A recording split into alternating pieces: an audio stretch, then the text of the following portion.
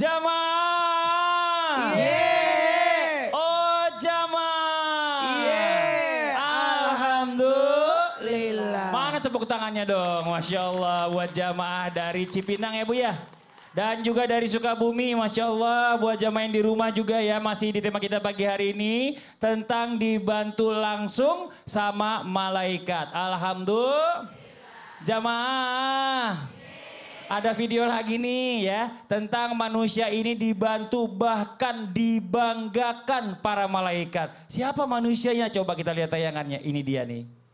وفي صحيح مسلم يقول عن معاوية كنا نذكر الله في جماعة فخرج صلى الله عليه وسلم علينا فسلم علينا فسكتنا قال ما أجلسكم؟ قال جلسنا نذكر الله ونحمده على ما هدانا قال الله ما أجلسكم إلا ذلك؟ قالوا الله يا رسول الله ما أجلسنا إلا ذلك قال أما إني لما استحلفكم تهمة لكم ولكنه أتاني جبريل آنفا فأخبرني أن الله يباهي بكم الملائكة. Ini Masya Allah luar biasa. Jadi benar ya orang-orang yang berzikir ini, bahkan orang yang membuat majelis zikir bisa akan mendapatkan bantuan doa dari malaikat Ustaz Syam ya. Bahkan dibanggakan di antara malaikat yang lainnya. Allahumma sholli ala sayyidina Muhammad. Tapi gimana kalau sampai kan sekarang ini lagi rame nih kalau kita lihat di media sosial. Orang yang zikir ada yang bilang kok zikir malah teriak-teriak. Bahkan sampai ada yang goyang-goyang di luar syariat. Begini emang salah atau bagaimana? Atau kita yang kurang ilmu nih? Mohon izin menjelaskannya silakan Ustaz Syam. Baik, bismillahirrahmanirrahim. Guruku Ustaz Maulana Ustaz Zanada, Mas Fadli serta jamaah yang dimuliakan Allah Subhanahu wa taala. Al-Qur'an surah Ar-Ra'd ayat 11. A'udzu billahi minasy syaithanir rajim. Allah lahu mu'aqqibatun min baini yadayhi wa min khalfihi yahfazunahu min amrillah. Inna Allah la yughayyiru ma biqaumin hatta yughayyiru ma bi anfusihim. وإذا أراد الله بقوم سوءا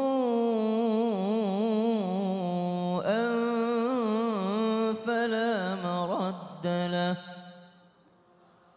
وما لهم من دونه من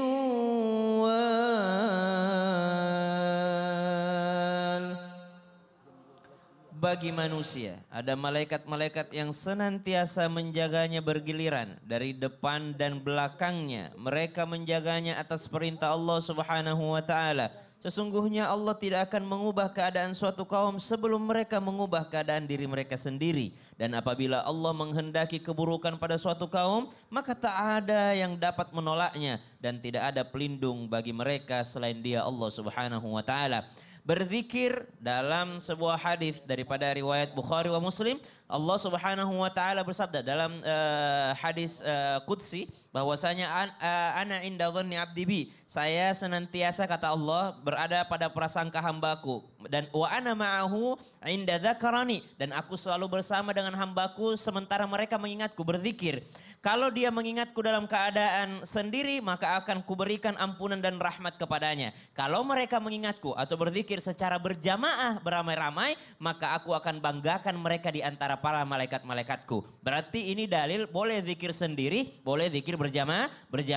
Tapi kalau pertanyaannya, ada orang berzikir dengan berteriak-teriak, kalau ini zikirnya membuat dia mengingat Allah Subhanahu wa taala, maka tidak ada masalah. Kenapa? Karena intinya zikir itu bagaimana aktivitas ini mengingat Allah Subhanahu wa taala. Goyang-goyang? Ada gerakan-gerakan. Tapi kalau pertanyaannya di luar syariat, segala yang di luar syariat tentu tidak baik. Betul. Tentu tidak diperkenankan. Tapi kalau masih dalam koridor syariat, kalau itu mengingat Allah, masih dalam keadaan qu'uda wa ala junubihim wa yatafakkaruna fi khalqis samawati wal ardh, dalam keadaan berdiri, duduk ataupun berbaring, goyang-goyang untuk mengingat Allah, maka itu boleh-boleh saja. Masya Allah. Makasih banyak Ustaz Syam. Tepuk tangan buat Ustaz Syam. Iya. Goyang-goyang orang berzikir itu karena menikmati. Bener, macam-macam. Kalau dengar musik. Ting, ting, ting. Siap. Oke, makasih banyak. Oke, kita lanjut lagi buat jamaah Islam itu yang dirahmati Allah yang ada di rumah ya. Waktunya kita kembali memberikan kesempatan buat jamaah yang hadir di studio mewakili di rumah untuk kembali bertanya sama guru-guru kita di studio. Tapi sebelumnya kita kembali dulu ke segmen Tanya Dong Ustadz. Kami semua tanya dong Ustaz. Oke, boleh yang mau bertanya silakan angkat tangannya Ibu. Mana? Oh, ini dulu satu lagi ya dari sebelah sini nih. Sebentar izin. Ibu yang di atas. Boleh Bu berdiri. Yuk, silakan. Bismillahirrahmanirrahim. Mic-nya deketin Bu. Ibunya mic-nya dideketin. Iya. Deketin mulut. Iya. Bismillahirrahmanirrahim. Iya Ibu. Assalamualaikum warahmatullahi wabarakatuh. Waalaikumsalam warahmatullahi wabarakatuh. Perkenalkan, nama saya Ibu Tarsih dari Majelis Taklim Subulu Salam Kalapanunggal Sukabumi. Tepuk tangan dong buat Ibu Tarsih ya, benar ya? Silakan Ibu Tarsih pertanyaannya. Tanya dong Ustadz. Kemana nih Ustadz siapa nih? Saya mau tanya kepada Ustadz Maulana. Ustadz Maulana boleh. Wih, Apakah orang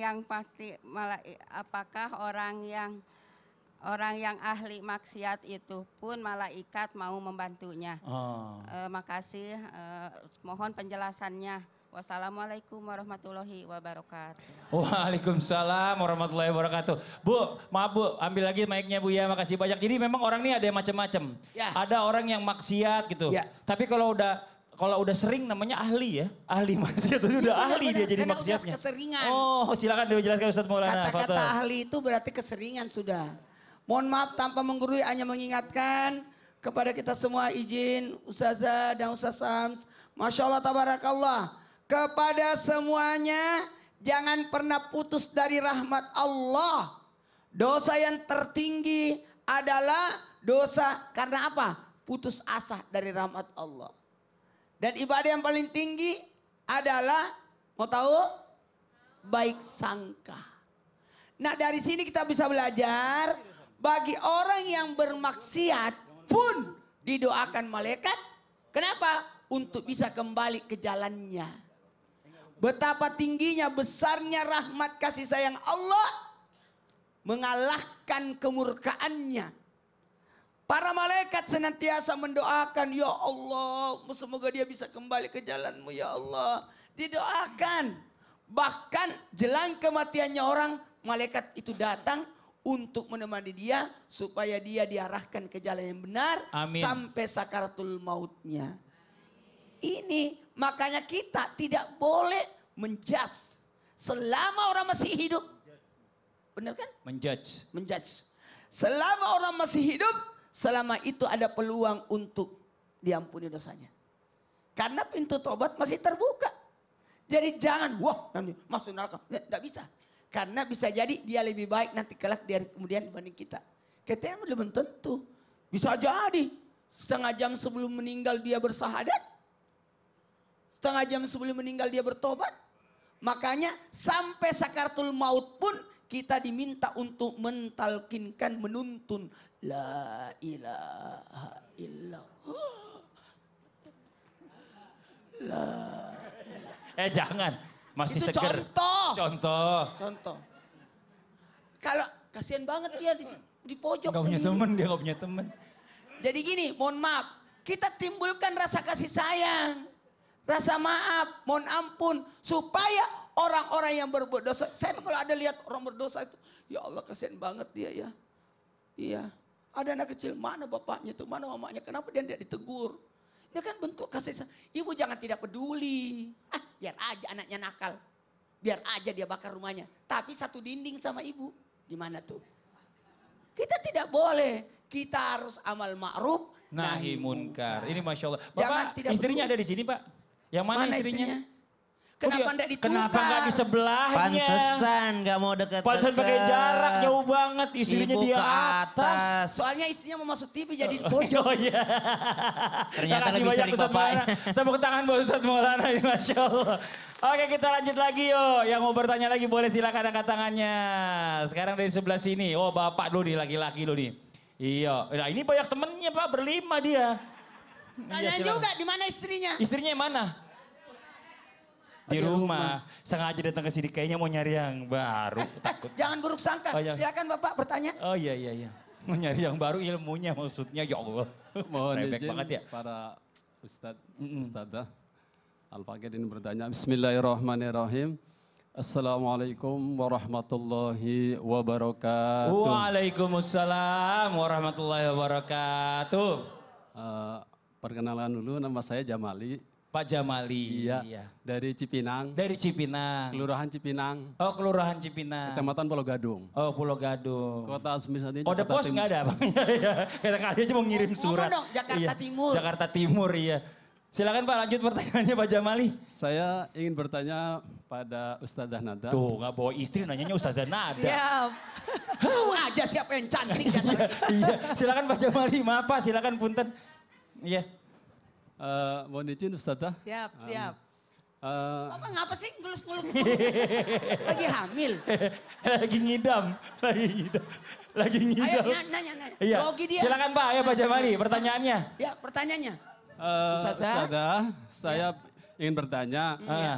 Saya pernah mendengar suatu keterangan dari para guru-guru yang di kampung karena seorang kampung. Katanya kalau seseorang memelihara anjing di rumahnya, kemudian malaikat itu tidak mau masuk ke rumah orang tersebut karena ada anjingnya Ustadzah. Iya. Nah terus yang saya tanya, Iya, terus Pak, Bapak ngelus-ngelus mulu dari tadi. Iya, pegang. Terus Pak. yang ingin saya tanya begini Ustadzah. Heeh. Bagaimana kalau penghuni tersebut mau sakaratul maut? Berarti malaikat maut enggak datang. Iya kan karena ada anjingnya Ustadzah. Ini solusinya bagaimana biar malaikat maut ini mau ke rumahnya karena ada. Enggak, kalau udah sakaratul maut biar malaikat maut biar bisa masuk. Iya kan ada Jadi anjing katanya, masuk. Ustazah, katanya kan kalau ada anjing kan malaikat tidak datang. Iya. Berarti dia mau pelihara anjing supaya malaikat maut tidak Ya datang. Allah. Karena tadi pertanyaan gimana Ustazah solusinya biar nggak datang gitu. Itu aja Pak Jamali pertanyaannya. Itu aja cukup. Ayo, ya, wae. Terima kasih atas waktunya Ustaz. Iya. Takut kalau ngelus-ngelus. Iya. Oh iya. Pak, tepuk tangan dong buat Pak Jamali. Masya Makasih banyak Pak. Ya. Wassalamualaikum warahmatullahi Waalaikumsalam wabarakatuh. warahmatullahi wabarakatuh. Luar biasa nih pertanyaannya ya. Izin Kak Fadli dan guru-guruku, Silakan, Masya Ustazah. Allah. Dari Bapak Jamali ya. Bahwa bertanya kalau ada anjing di rumah nggak masuk malaikat. Kemudian berarti kalau ada anjing berarti malaikat Israel pencabut nyawa nggak masuk dong gitu ya pertanyaannya ya. Pertama bahwa benar, ketika seorang memelihara anjing di dalam rumahnya, maka malaikat memang tidak masuk ke dalam rumah orang tersebut. Tapi yang tidak masuk ke dalam rumah orang tersebut adalah malaikat rahmat. Malaikat rahmat, bukan malaikat Israel pencabut nyawa, bukan. Tapi malaikat rahmat. Yang namanya malaikat rahmat ini perlu dan penting kita berdekatan dengannya. Dimana ketika malaikat rahmat berdampingan dengan kita, maka pertama kita akan merasakan kedamaian. Kedua, ketika di rumah yang diisi dengan ibadah, yang diisi dengan amal baik, kemudian dihidupkan dengan sholat-sholat sunnah, insya Allah malaikat rahmat akan menaungi rumah tersebut dan kelak rumah tersebut akan senantiasa mendapatkan banyak-banyak kebaikan. Doa dikabul, ketenangan didapat, kedamaian senantiasa, dan bahkan kelak senantiasa mendapatkan cintanya Allah Subhanahu wa Ta'ala. Asalkan rumah tersebut senantiasa dihidupkan dengan kebaikan-kebaikan. Jadi sebisa mungkin apa yang disabdakan oleh baginda Rasul kita bisa laksanakan dengan sebaik-baiknya. Jangan kita izinkan, mohon maaf, ada binatang, anjing khususnya yang memang dikatakan oleh baginda Rasul berada di dalam rumah. Lalu bagaimana kalau di pelataran? Karena memang anjing tersebut untuk menjaga, anjing tersebut untuk dalam anjing yang dilatih, diperbolehkan asalkan sebisa mungkin jangan masuk ke dalam rumah. Itu yang pertama. Yang kedua, malaikat Jibril alaihissalam, mohon maaf, malaikat Israel alaihissalam, malaikat Israel pencabut nyawa. Ini senantiasa berkeliling dan senantiasa memandang dan menyaksikan siapa orang-orang yang kelak di 40 hari ke depan akan dicabut nyawanya. Jadi kira-kira adakah yang pengen didampingi oleh malaikat-malaikat Israel? Tentunya alhamdulillah ya, mudah-mudahan kita ini bisa menjaga diri. Kenapa? Karena yang namanya kematian datang tuh tiba-tiba. Al-mautu ya'ti baghtatan wal qabru sundukul amal. Mati datangnya tiba-tiba dan bahkan difirmankan oleh Allah Ta'ala bahwasannya kematian akan datang kepada siapapun. Meskipun kita bersembunyi di benteng yang tinggi, yang kokoh, maka kematian pun akan tetap datang. Jadi oleh karena itu jangan merasa kita aman-aman saja. Dimanapun dan kapanpun malaikat Israel pencabut nyawa akan datang kepada kita. Tugas kita adalah pertama, agar kita senantiasa dinaungi rahmatnya Allah. Berdampingan dengan malaikat rahmatnya Allah di mana saja kita senantiasa dalam kebaikan-kebaikan. Baik di luar rumah maupun di dalam rumah. Di dalam rumah karena kita pengen tenang, ayo hidupkan cahaya, berikanlah cahaya, kemudian hidupkan rumah-rumah kita ini dengan kebaikan-kebaikan. Hidupkan dengan sholat-sholat sunnah, hidupkan dengan membaca Al-Quran, maka niscaya insya Allah malaikat rahmat akan menaungi. Dan insya Allah ketika di luar rumah, jaga hati kita, jaga diri kita, jaga jiwa kita. Jangan sampai, mohon maaf seperti di segmen sebelumnya, lebih dominan kepada kita kemaksiatan. Naudzubillah, khawatirnya kalau senantiasa kita mudah terperdaya dengan bujuk rayu setan sehingga kita senang dan mudah melakukan kemaksiatan, khawatir jauh dari malaikat rahmat. Oleh karena itu kita nih di mana saja, di luar rumah kita bisa membimbing hati, membimbing lisan, membimbing mata, membimbing jiwa raga kita agar senantiasa pada kebaikan, agar senantiasa kita berdekatan dengan malaikat rahmat. Kalaupun sekiranya dimanapun kita berada, malaikat Israil alaihissalam ketika ingin mencabut nyawa kita, tapi ketika kita berdampingan dengan malaikat rahmat, ketika kita dalam kebaikan, maka kelak kita dituntun dalam wafat yang husnul khatimah, Amin. wafat yang dalam keadaan baik. Penting kita menjaga ini semuanya. Iman harus dijaga, zohir harus dijaga, anggota tubuh kita harus dijaga, jiwa raga kita harus dijaga. Kenapa? Karena kita akan berdampingan dengan malaikat rahmat. Dan hati-hati ya, jangan mudah kita yang namanya melakukan sebuah kemaksiatan. Khawatirnya jauh dari malaikat rahmat. Dan balik ke pertanyaan pertama, Betul. hindari sebisa mungkin rumah kita dari hal-hal yang menjauhkan rumah Malaikat kita rahmat. dari malaikat rahmat. Tadi kalau misalnya tadi buat yang pertama nih poinnya adalah kalau mau piara anjing Pak Jamali boleh tapi di luar rumah. Iya. Ya, jangan di dalam. Kalau malaikat bisa masuk dari mana aja nggak harus lewat pintu, lewat atap juga masuk katanya ya kan. Terus yang kedua tadi katanya, mau miara anjing biar malaikat maut katanya nggak bisa datang. Salah. Malaikat maut mah tetap datang.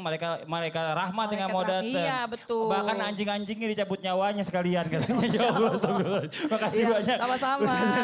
Tepuk tangan buat sana ada. Ya Allah ya Rabbi. Oke, kita lanjut lagi ke pertanyaan berikutnya. Yang bertanya boleh silakan angkat tangannya.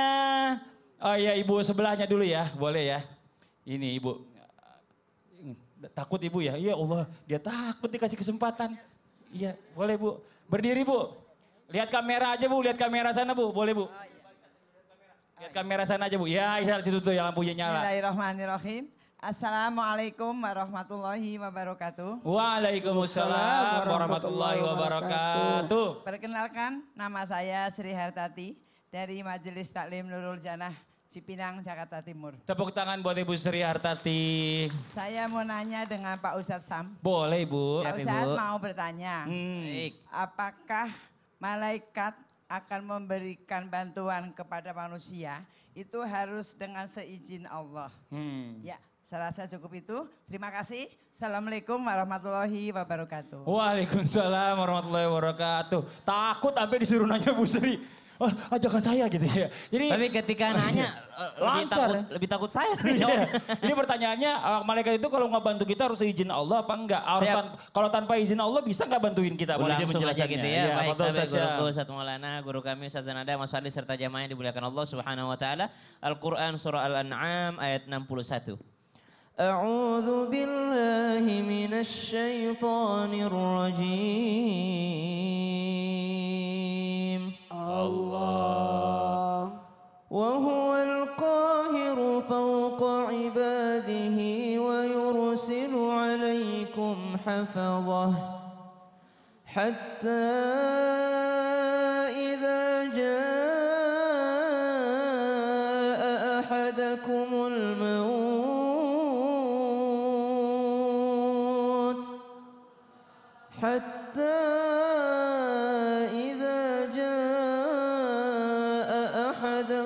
الموت توفته رسلنا وهم لا يفرطون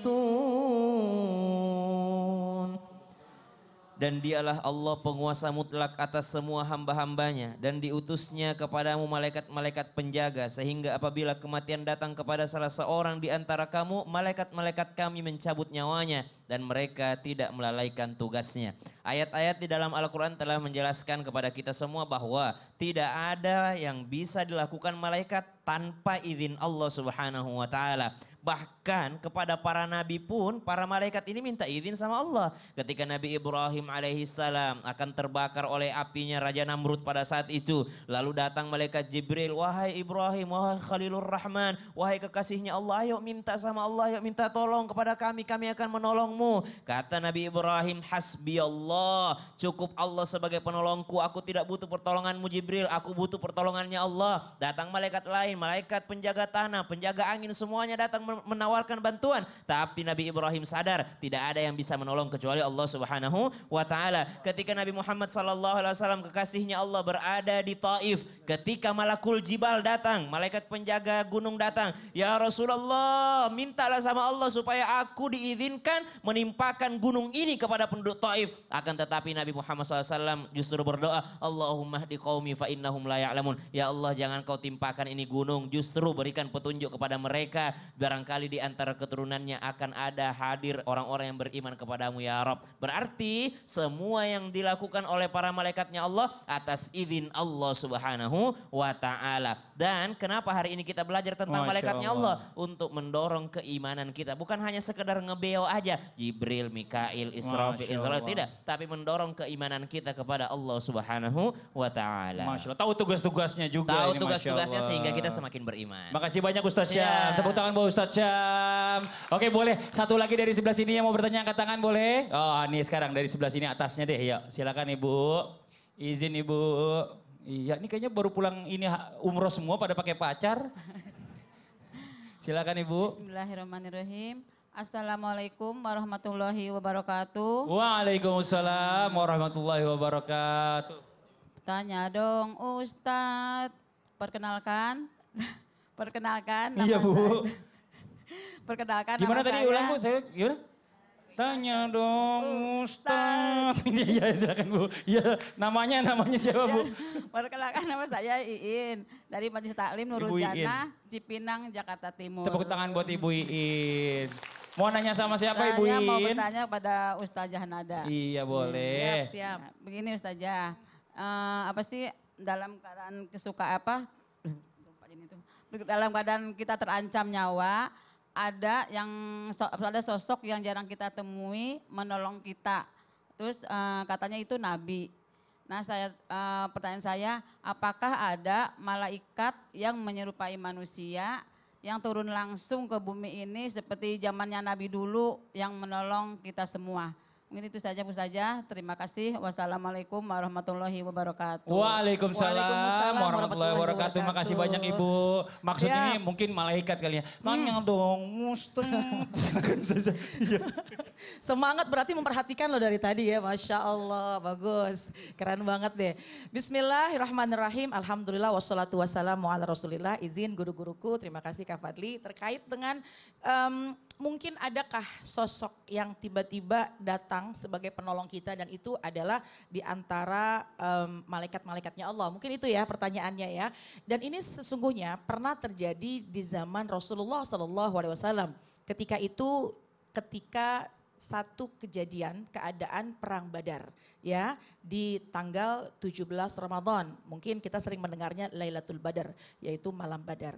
Ketika itu peperangan yang terjadi antara kaum muslim dan kaum musyrik dalam keadaan yang tidak imbang. Di mana kaum muslim jumlahnya 313 sementara kaum kafir itu dalam jumlah yang ribuan dan juga dengan peralatan yang sangat lengkap. Tentu khawatir ada pada hati Sayyidina Abu Bakar As-Siddiq yang ketika itu menemani baginda Rasulullah SAW. Tapi dengan keyakinan, keimanan yang sangat kuat yang dimiliki oleh baginda Rasulullah SAW. Dan tentu dengan ikhtiar berdoa, akhirnya perang Badar dimenangkan oleh kaum muslim. Secara logika rasanya gak mungkin. Tapi ternyata Al-Quran Allah firmankan jelas bahwa datanglah penolong. Datanglah yang membantu di mana tanpa disadari jumlah yang sangat tidak imbang untuk melawan musuh, tapi Allah hadirkan, Allah datangkan para malaikat-malaikatnya Allah untuk membantu pasukan kaum muslim sehingga ketika itu dimenangkan oleh kaum muslim. Dan Allah memerintahkan kita untuk bertakwa kepada Allah. Inilah adalah bahwa keimanan yang harus kita tingkatkan, ketakwaan yang harus kita tanamkan dalam hati kita bahwa Allah akan datang dengan pertolongannya selama kita jelas bertawakal kepada Allah.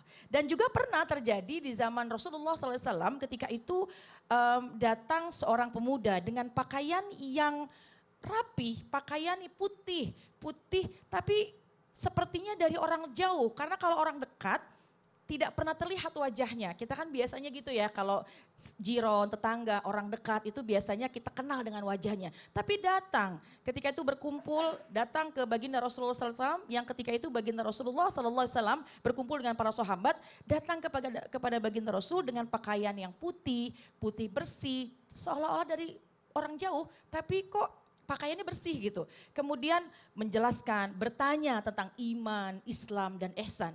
Jelas dipandang oleh para sahabat. Kemudian ketika selesai percakapan antara pemuda tersebut yang berpakaian putih bersih dengan baginda Rasulullah SAW, sahabat bertanya, Rasul siapa itu? Kemudian apa yang diungkapkan oleh baginda Rasulullah SAW? Fa'innahu Jibril, itu adalah malaikat Jibril alaihissalam yang mengajarkan iman Islam.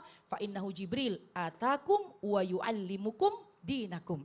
Malaikat Jibril datang, sesungguhnya ia datang ke sini untuk mengajarkan kepada kalian, mengajarkan agama-agama kepada kalian. Iman, Islam, dan ihsan. Ini subhanallah, bahwasannya ketika itu terjadi pada zaman Rasulullah SAW, besar kemungkinannya pun juga terjadi pada zaman sekarang. Oleh karena itu, hikmah buat kita bahwa satu, ketika kita sedang sangat membutuhkan pertolongan, jangan pernah lari dari Allah. Karena Allah akan memberikan pertolongan, Allah akan mendatangkan, bahkan ada orang yang gak kita kenal, bisa jadi itu di antara bantuan dari Allah Subhanahu wa Ta'ala. Yang kedua, jangan pernah meremehkan orang lain. Jangan pernah merendahkan orang lain, bisa jadi itu adalah, mohon maaf, jelmaan malaikat yang untuk menguji apakah kita menjadi orang yang sabar, apakah kita menjadi orang yang murah, senang berbagi kepada orang lain. Nah, tuh jamaah ya, nanti kita lanjut lagi. Setelah ini kita akan mendengarkan dari guru-guru kita tentang amalan ringan yang membuat malaikat membantu kita dengan seizin Allah. Makanya jangan pindah channel dulu ya, tetap di Islam itu Indah. Jamaah! Oh jamaah! Alhamdulillah.